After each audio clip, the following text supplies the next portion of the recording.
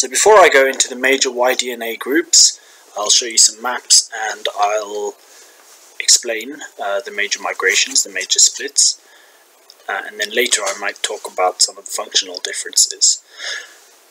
But before I go into any of that, I just want to explain what it is I'm talking about for those who are absolute beginners to physical anthropology, to genetics. Y-DNA is the Y chromosome. It's the chromosome that makes us specifically male, so it's a chromosome that's only carried in men. It's passed directly from father to son through the generations, and it's the only gene that is totally non-recombining, which means that it doesn't change with sexual selection like most of our genes. It's passed from father to son unchanged.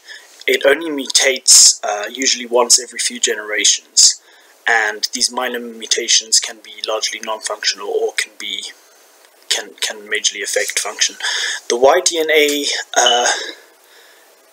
does have an effect. A lot of people question what effect it actually has. It affects the shape and size of the testes, and it affects the whole male reproductive system, and as a result it has a knock-on effect on the brain, the behaviour, the anatomy in general. But we'll go into some of that later.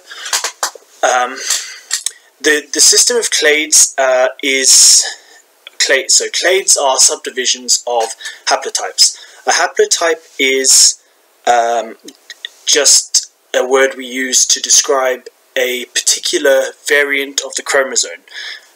So it's a set of genes that characterize a particular group of these Y chromosomes together. And generally every time there's a major mutation, there will be one or multiple markers that distinguish one haplotype from the next haplotype. So every time the system moves on in progression from A to B to DE, back to CF, and onwards to K, and then later to P, and into all of the subdivisions of these groups, it means that there's been a mutation or a number of mutations that characterize this change.